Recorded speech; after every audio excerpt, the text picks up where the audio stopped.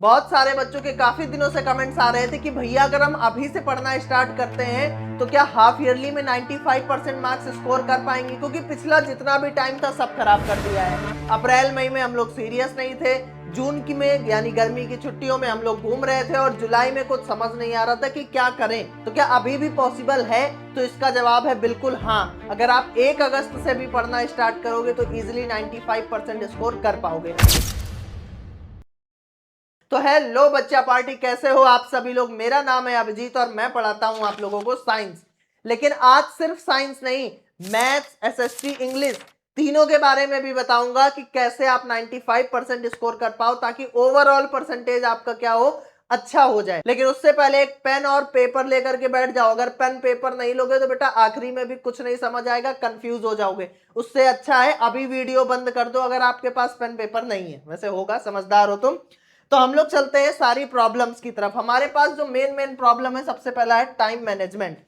Time management इसलिए क्योंकि आप स्कूल भी जाते हो, आप ट्यूशन भी जाते हो, उसके अलावा आपको होमवर्क भी मिलता है दोनों जगह। तो इतना ज्यादा काम करने के बाद आपका दिमाग जो है वो चकरा जाता है। तो टाइम कैसे मैनेज करें? नो फिक्स टारगेट, कोई फिक्स टारगेट नहीं है। जैसा मन आ रहा है वैसा चल रहा है, जब मन आ रहा है तब पढ़ रहे हैं, नहीं मन आ रहा नहीं पढ़ रहे हैं। एक ये बहुत बड़ी प्रॉब्लम होती है क्योंकि कोई टारगेट ही नहीं है हमारे पास। हाउ टू स्टार्ट सबसे बड़ी प्रॉब्लम है कि शुरू कैसे करें, पहली सीढ़ी सर जी कैसे चढ़ी जाए। सर हमें समझ ही नहीं आता कि हम सबसे पहले ऐसा क्या पढ़ें कि हमें कॉन्फिडेंस आए, हम आगे बढ़ जाएं और हमें चीजें समझ में आ जाएंगी। या फिर पढ़ने का सही तरीका क्या है, ऐसा क्या तरीके को फॉलो करें, किस टाइम पढ़ें, कब पढ़ें और क्या क्या चीज पढ़ें कि हमें इजिली अच्छे मार्क्स भी आ जाएं और ज्यादा एफर्ट भी ना लगाने पड़े। और 1 अगस्त से भी शुरू करना है, ये भी ध्यान रखना है। सारी बातें एक एक करके आपको बताऊंगा, लास्ट तक वीडियो को देखना, सब कुछ समझ आ जाएगा। सबसे पहले बात करते हैं टाइम मैनेजमेंट की। टाइम मैनेजमेंट में सबसे पहला पॉइंट है स्कूल। आप स्कूल जाते हो 8 आवर्स के लिए अप्रोक्स में जाते हो, तो उस पूरे टाइम को यूटिलाइज करो। क्या करो? यूटिलाइज। जो ये 8 आवर्स का टाइम है, इसमें आपको कभी कभी जो पीरियड है वो फ्री भी मिलते होंगे, कभी कभी ऐसा होता होगा कि टीचर नहीं आया, क्लास में लेट से आया, तो उस टाइम को आप यूटिलाइज करो। आप मैथ्स के क्वेश्चन सॉल्व करो, आप न्यूमेरिकल सॉल्व करो, क्योंकि आप उस टाइम क्लास में शोर मचता है, दोस्त बातें करते हैं, तो उस टाइम आप कुछ लर्न तो नहीं कर सकते बट आप प्रॉब्लम्स सॉल्व कर सकते हो। आप मैथ्स के क्वेश्चन सॉल्व कर सकते हो, आप न्यूमेरिकल सॉल्व कर सकते हो। अटेम्प्ट ऑल टेस्ट, ये बात याद रखना, स्कूल में कितने भी टेस्ट हों आपको एक में भी छुट्टी नहीं मारनी है, सारे टेस्ट देने। आपने जितने चैप्टर पढ़े हैं, आपने कुछ तो आधा अधूरा पढ़ा होगा, जो भी आपने आधा अधूरा पढ़ा है उसके बिहाफ पर आपको टेस्ट देना है, उसमें आपको चेक करना है कि कितना आता है। इसलिए टेस्ट को आपको नेगेटिव नहीं लेना है, पॉजिटिव साइड रखनी है। जितना आता है उसमें खुद को चेक करो बस। उसके बाद take leaves once in a week, आपको एक छुट्टी लेनी होगी, एक वीक में एक छुट्टी लेनी होगी। जिस दिन टेस्ट ना हो या स्कूल में कुछ इंपॉर्टेंट ना पढ़ाने जाना वाला हो, उस दिन आप एक छुट्टी लो और उस छुट्टी में अच्छे से पढ़ाई करो। अब इस छुट्टी को लेने के पीछे रीजन क्या है ये अभी बाद में बताऊंगा। ऐसे ही नहीं कि आज जी मन नहीं है जी आज छुट्टी कर ली, ऐसा कुछ भी नहीं होगा, आपको बताया जाएगा कब छुट्टी लेनी है। उसके बाद कोचिंग, आप कोचिंग में जाते हो, ऑनलाइन ऑफलाइन कोचिंग जाते हो, तो याद रखना कोचिंग का बैकलॉग ना हो। स्कूल में तो ऑलरेडी बहुत सारी चीजें चलती हैं, तो कोचिंग में आपको गो थ्रू रहना पड़ेगा, चीजों को लेकर के अवेयर रहना पड़ेगा ताकि बैकलॉग बिल्कुल भी ना बने। वो ऑनलाइन क्लास अगर आप देखते हो तो याद रखना लाइव क्लास मत लो अभी इस समय, आप रिकॉर्डेड क्लास देखो क्योंकि उसमें कम टाइम लगेगा। अगर आप स्लो लर्नर हो, आपको चीजें देर से समझ आती हैं, तो आप पीछे करके देख पाओगे। लाइव क्लास में तो लाइव ही चलेगा मामला। तो कोशिश करो कि आप रिकॉर्डेड देखो, उससे आपको क्या होगा, कम टाइम लगेगा और अगर आपको चीजें समझ नहीं आ रही तो आप पीछे वापस जा करके अच्छे से वीडियो को देख पाओगे। आगे देखते हैं, नो फिक्स टारगेट, इसको पहले समझ लो।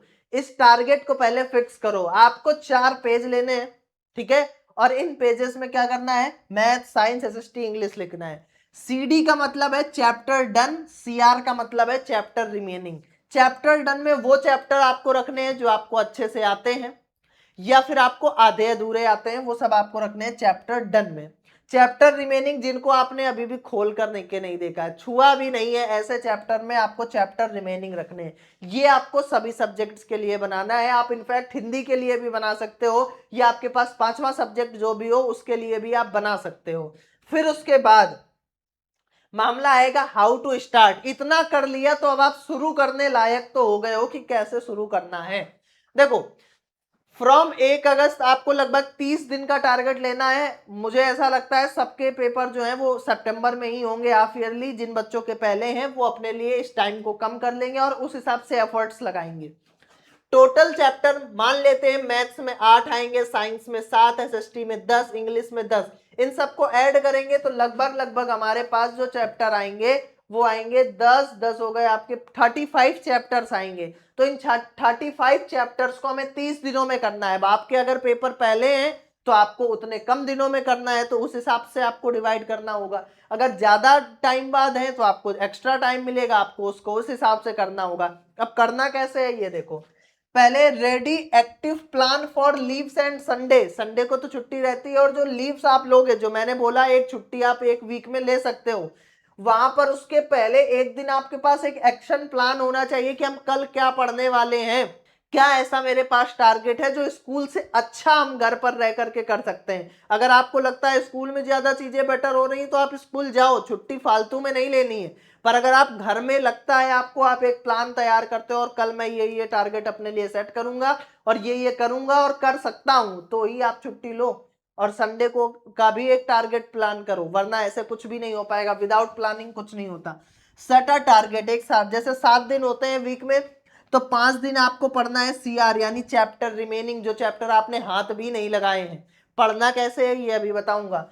सीडी 2 दिन आपको पढ़ना है चैप्टर डन प्लस रिवीजन, यानी जो चैप्टर आपने पढ़ लिया है उनको रिवाइज करना है, उनको अच्छे से समझना है, कॉन्सेप्ट बिल्डअप करने हैं, प्रैक्टिस करनी है क्वेश्चन की, ताकि आप उनको भूल मत जाओ। ठीक है, तो ये सारे काम आपको स्टार्ट करने के लिए करने हैं। अब पढ़ना कैसे है। पढ़ने का जो सबसे सही तरीका है, अगर आप चैप्टर डन की बात करो, जो चैप्टर आपने कर लिया है, आप उनके नोट्स या फिर रैपिड रिवीजन देखो। क्या देखो? नोट्स या फिर रैपिड रिवीजन। नोट्स जो है हम लोगों ने क्लास 9th और 10th दोनों के लिए बना दिए हैं, जिसका लिंक आपको डिस्क्रिप्शन में मिल जाएगा। हैंड रिटन नोट्स हैं, बिल्कुल इजी हैं, आप इजीली अंडरस्टैंड कर पाओगे, तो आप डिस्क्रिप्शन में चेक कर सकते हो। उसके बाद आप रैपिड रिवीजन भी देख सकते हो जा करके। फिर इतना करने के बाद आपको एनसीईआरटी क्वेश्चंस को क्या करना है, अच्छे से सॉल्व करना है। देन अगर आप 10th क्लास में हो तो आपको पीवाईक्यू लगाने हैं। अगर आप 9th क्लास में हो तो न्यू एनसीईआरटी के क्वेश्चन इनफ हैं, पहले आप उन्हें ही अच्छे से लगाओ। किसी भी सब्जेक्ट की बात कर रहा हूं मैं, पहले आप उन्हें अच्छे से लगाओ, फिर जाकर के आप किसी रेफरेंस बुक को प्रेफर करना। मेरे हिसाब से एनसीईआरटी इनफ है, जो नई वाली बुक है 9th क्लास की। उसके बाद अगर मैं बात करूं चैप्टर रिमेनिंग, जो चैप्टर आपने बिल्कुल भी नहीं पढ़े हैं, उनका आपको वन शॉट देखना है बिल्कुल डिटेल्ड में, यानी इधर उधर कुछ नहीं करना है, डिटेल में वन शॉट देखना है। ये नहीं करना कि जल्दी जल्दी देख लें। ठीक है, फिर आपको एनसीईआरटी सॉल्व करना है। जब आप इन वन शॉट को देखोगे, अपने नोट्स बनाने पड़ेंगे, तब जाकर के आप एनसीईआरटी क्वेश्चन सॉल्व करो। अगर आप 10th में हो तो आप पीवाईक्यू लगाओ, अगर 9th में हो तो यहां तक की कहानी सेट है। इतना आपको करना पड़ेगा।